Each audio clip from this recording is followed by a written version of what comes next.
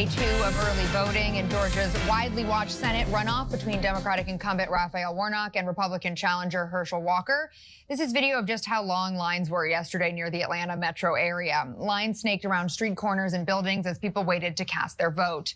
The Georgia Secretary of State's office reported that at least 70,000 people voted Saturday. For comparison, the first Saturday of early voting for the general election drew 79,682 people.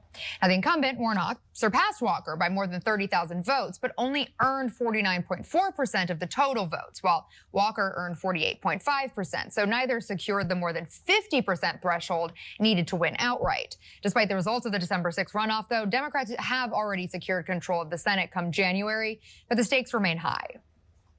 Joining us now is Calvin Dark, political and global affairs analyst and principal and co-founder of RC Communications. Calvin, thank you so much for joining us on this Sunday. Really appreciate it. The balance of power has already been determined in both chambers of Congress, but here in Georgia, the Senate runoff remains a highly watched race. What are the stakes for both parties in this one in particular? Well, I think the fact that control of the Senate has already been decided by other races definitely affects the enthusiasm of voters and the attention, statewide and national on the race. I think this hurts Republicans a little bit more because of what I kind of call the hold your nose factor. And that's because with Herschel Walker, for on several levels, he's been a problematic candidate. But during the general election, a lot of Republican voters voted because that vote could have decided the control of the Senate.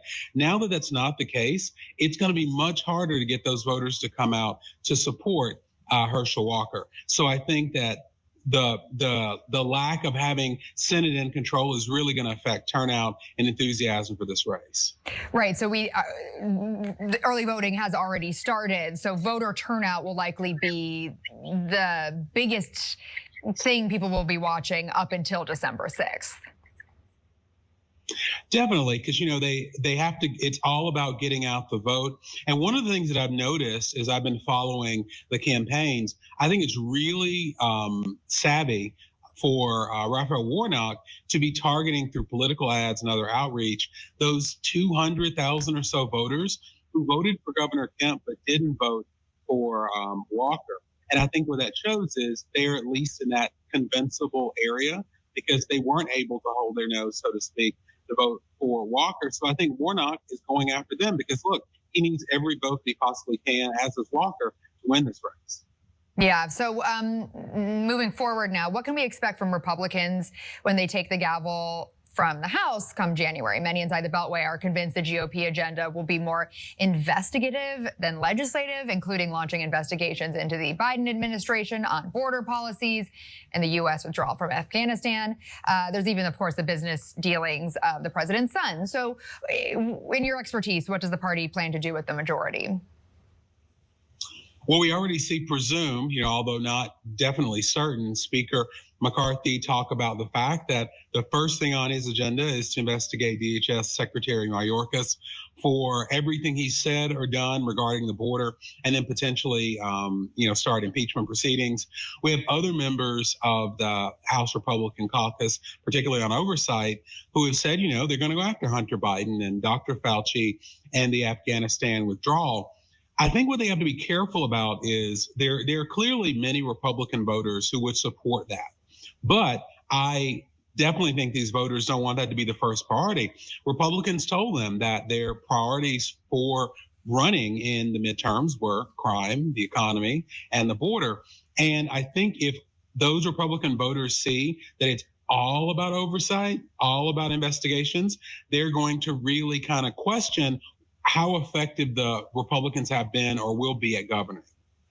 And Democratic leadership is also set to change on the House floor with Nancy Pelosi stepping down from leadership, ushering the chance for younger leadership. So just in that regard, how different will the House floor be without Pelosi leading the charge? And who do you think will replace her?